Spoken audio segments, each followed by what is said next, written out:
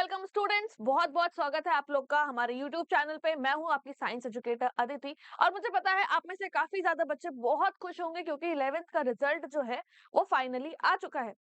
और काफी बच्चों के रिजल्ट में लिखा हुआ था यू आर एलिजिबल, मतलब खुशी का तो कोई ठिकाना ही नहीं है।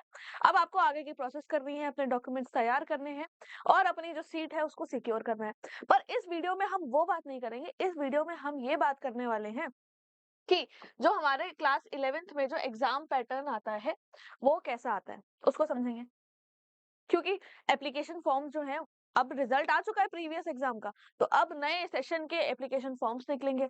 अब जब एप्लीकेशन फॉर्म निकलेंगे तो हमें ये भी तो पता होना चाहिए जो हम एग्जाम दे रहे हैं उसका पैटर्न क्या है, कितने क्वेश्चंस आते हैं, कितने मार्क्स आते हैं, क्या उसमें नेगेटिव मार्किंग है नहीं है, सब्जेक्ट्स में कितना हमें टाइम देना चाहिए, कितने मार्क्स होते हैं, वो सारी चीजें हम लोग इस वीडियो में आज समझने वाले हैं। तो फटाफट से चलिए शुरू करते हैं। तो यहाँ पे बात है भाई, एग्जाम का जो हाईलाइट है क्लास 11th का जेएनवीएसटी का एग्जाम है, इसको हम लोग क्या बोलते हैं, लेटरल एंट्री सिलेक्शन टेस्ट। ये क्यों बोल रहे हैं? क्योंकि यहाँ पे एग्जाम्स उन सीटों पे होता है जो सीटें वैकेंट है, मतलब पहले बच्चे हमारे पढ़ रहे थे 9th-10th में, उसके बाद उनका कहीं ट्रांसफर हो गया, उनको कहीं और जाना है या XYZ कोई भी रीजन हो, उन्होंने वो स्कूल छोड़ दिया, तो वो जो सीट खाली हुई उस सीट के लिए आपका ये एंट्रेंस एग्जाम होता है। तो इसमें क्वेश्चन कितने आते हैं? टोटल क्वेश्चन आते हैं हमारे 100 क्वेश्चन है, 100 मार्क्स के, मतलब हर एक क्वेश्चन 1 मार्क्स को कैरी करता है। साथ ही साथ किस तरीके के क्वेश्चन आते हैं? ऑब्जेक्टिव, चाहे 6 क्लास हो, 9 क्लास का हो या 11th क्लास का हो, सब में ऑब्जेक्टिव MCQ टाइप्स जो है वो क्वेश्चन आते हैं। बात आपको ध्यान में क्या रखनी है कि इसमें आते हैं टोटल 5 सेक्शंस। अब वो कौन कौन से सेक्शंस हैं, कौन कौन से सब्जेक्ट्स जो हैं वो आते हैं, वो हम लोग अभी आगे समझेंगे। ठीक है, और देख लेते हैं मीडियम क्या है। मीडियम हमारा हिंदी में भी अवेलेबल है और इंग्लिश में भी अवेलेबल है। जिस भाषा में आप कंफर्टेबल हैं क्वेश्चंस को पढ़ने में, सॉल्व करने में, आप उस भाषा में कर सकते हैं। नेगेटिव मार्किंग इसमें नहीं है। सबसे खुशी की बात यही है कि भैया यहाँ पर भी नेगेटिव मार्किंग नहीं है, क्योंकि सारा रोल जो होता है ना वो नेगेटिव मार्किंग का होता है। अगर कहीं नेगेटिव मार्किंग आ जाती है तो आपको क्वेश्चन अटेम्प्ट करने से पहले भी ना सोचना पड़ जाता है। पर क्योंकि नेगेटिव मार्किंग नहीं है तो आपको 100 में से कितने क्वेश्चन अटेम्प्ट करने हैं? 100 में से 100 क्वेश्चन अटेम्प्ट करने ही करने हैं। भले ही उसमें से आपको 5-6 क्वेश्चन ऐसे हो जो नहीं आ रहे हो, क्वेश्चन नहीं छोड़ने। क्यों? क्योंकि कोई नेगेटिव मार्किंग नहीं है। अब सारे क्वेश्चन ऑब्जेक्टिव है, ये हमने समझ लिया, और 5 सेक्शंस में डिवाइडेड है। अब समझते हैं वो 5 सेक्शंस कौन कौन से हैं। चलो, मेंटल एबिलिटी, ठीक है, उसमें से कितने क्वेश्चंस आ रहे हैं? 20 क्वेश्चंस। इंग्लिश, इंग्लिश में से 20 क्वेश्चंस आ रहे हैं। साइंस उसमें देखा जाता है, साइंस में से 20 क्वेश्चन आ रहे हैं। फिर है सोशल साइंस जिसमें से 20 क्वेश्चन, और मैथमेटिक्स यानी कि 20 क्वेश्चन। मतलब क्या हम कह सकते हैं हर सब्जेक्ट का वेटेज बराबर है? बिल्कुल, क्योंकि हर सब्जेक्ट में से नंबर ऑफ क्वेश्चन 20 है, तो नंबर ऑफ मार्क्स भी कितने होंगे? 20 मार्क्स होंगे। तो कितने क्वेश्चन आ रहे हैं हमारे हर सब्जेक्ट में? 20 क्वेश्चन है, हर सब्जेक्ट हमें 20 मार्क्स देके जा रहा है। और हमारे पास टाइम कितना होता है? जो हमारे पास टोटल ड्यूरेशन होती है वो होती है 2.5 घंटे की, यानी कि 2 घंटे और 30 मिनट की।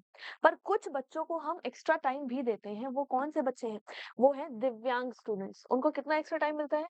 एक्स्ट्रा 50 मिनट्स मिलते हैं, क्योंकि गवर्नमेंट का नॉर्म है, क्योंकि भाई उनको जरूरत है, इसीलिए उनको वो एक्स्ट्रा टाइम दिया जा रहा है।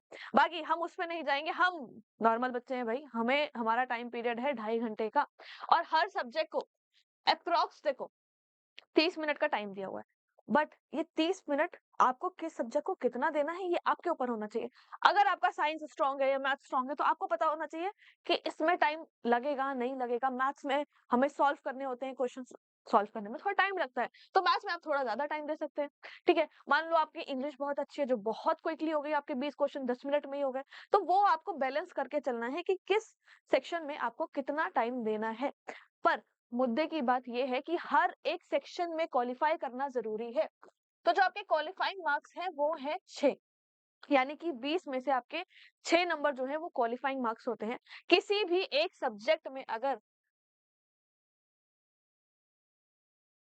आप सेलेक्टेड नहीं होंगे, इस चीज को आपको ध्यान रखना है। कितने सेक्शन है? 5 सेक्शन हमारे हैं, 20 मार्क्स के हैं। हर एक सेक्शन जो है वो 20 मार्क्स का है, उसमें से आपको 6 मार्क्स लाना इस कंपलसरी। चलिए अब थोड़ा सा आगे बढ़ते हैं।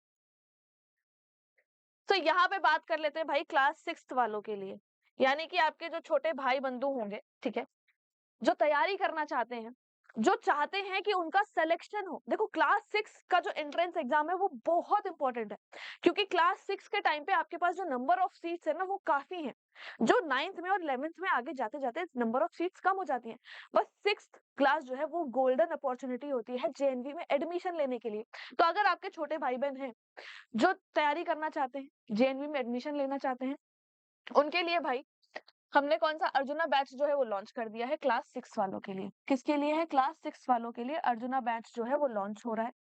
कब होगा? इसकी स्टार्टिंग डेट है 1 जून, यानी 1 जून से पढ़ाई जो है वो शुरू होने वाली है। ठीक है, आप लोगों के लिए पढ़ाई जो है वो शुरू होने वाली है। और कोई भी बच्चा, आपका छोटा भाई बहन जो भी इंटरेस्टेड है, पढ़ाई करना चाहता है एक प्रॉपर वे में। देखो पढ़ाई ना बहुत लोग करते हैं, बट आप पढ़ाई कितने तरीके से कर रहे हो कि आपके पास प्रॉपर नोट्स हो, प्रॉपर गाइडेंस हो, आपके डाउट सॉल्व हो रहे हो, आप प्रैक्टिस कर पाओ, अटेम्प्ट कर पाओ, क्वेश्चन सॉल्व कर पाओ, टेस्ट दे पाओ, दैट इज इम्पोर्टेंट। उसके लिए वेदा एकेडमी ने लॉन्च किया है अर्जुना बैच क्लास 6 वालों के लिए।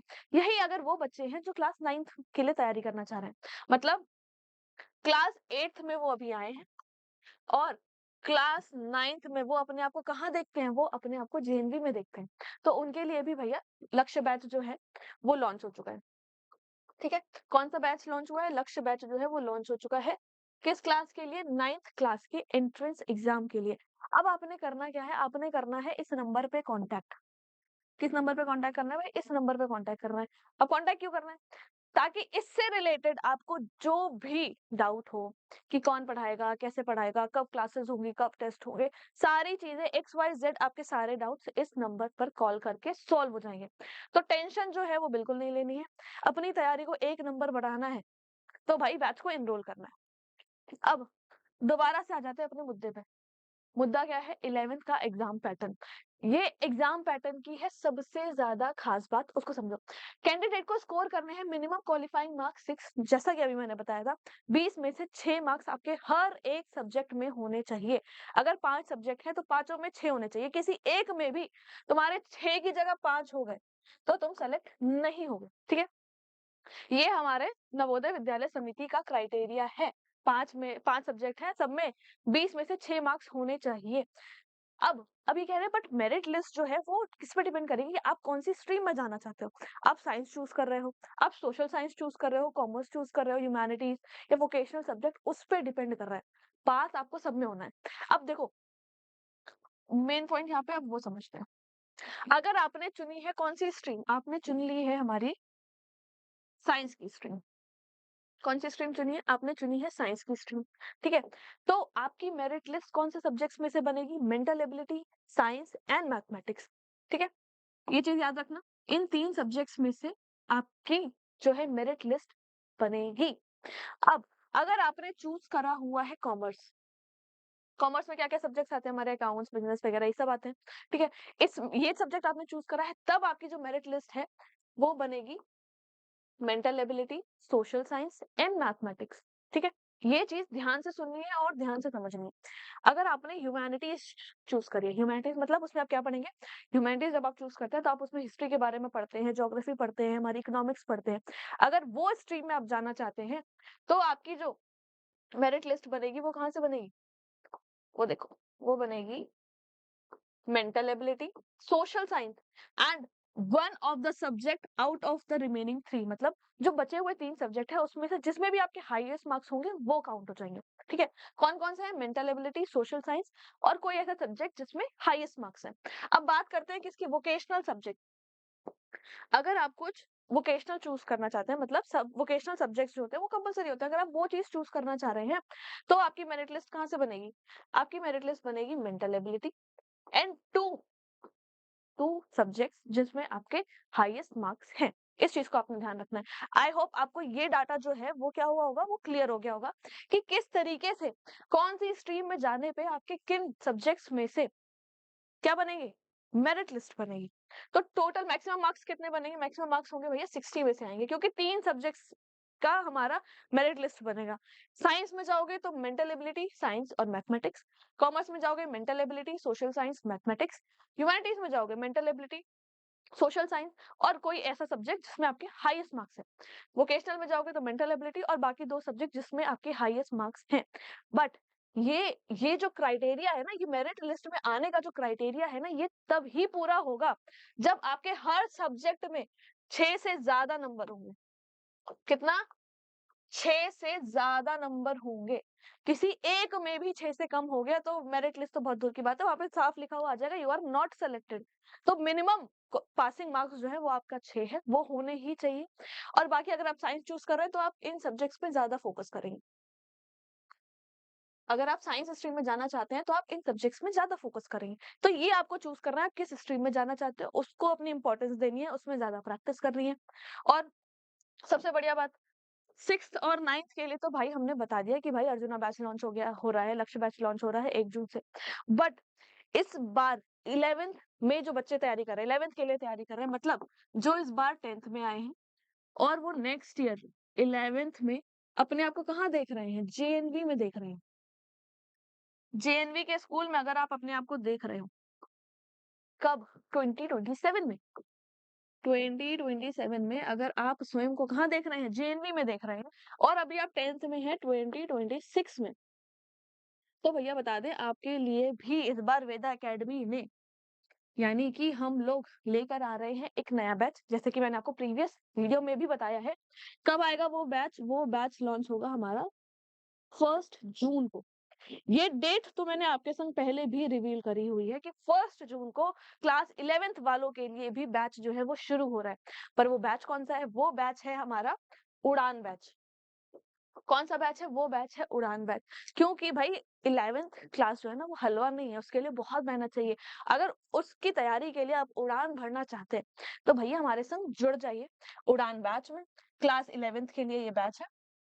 किसके लिए है? क्लास 11th के लिए एंट्रेंस एग्जाम है, ठीक है। क्लास 11th वाले बच्चे जो एंट्रेंस एग्जाम देंगे उनके लिए बैच है। ये लॉन्च हो रहा है 1 जून से।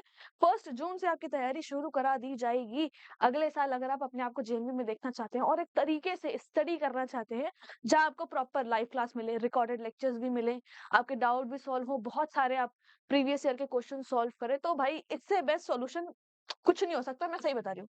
अब देखो, अब करना क्या है, अगर इस बैच से रिलेटेड कुछ भी समस्या परेशानी है तो फटाफट से बस ये नंबर उठाओ और इस पे कॉल करो, और जितनी भी समस्या परेशानी है, जो भी डाउट है, सब आपका सॉल्व हो जाएगा। इसी के साथ thank you so much. I hope आपको एग्जाम का पैटर्न समझ में आया होगा, और एंड आई होप आपको ये भी समझ में आया होगा कि आपको अपनी तैयारी कैसे करनी है और कहाँ से करनी है। चलिए ठीक है, मिलते हैं अब हम लोग नेक्स्ट वीडियो में।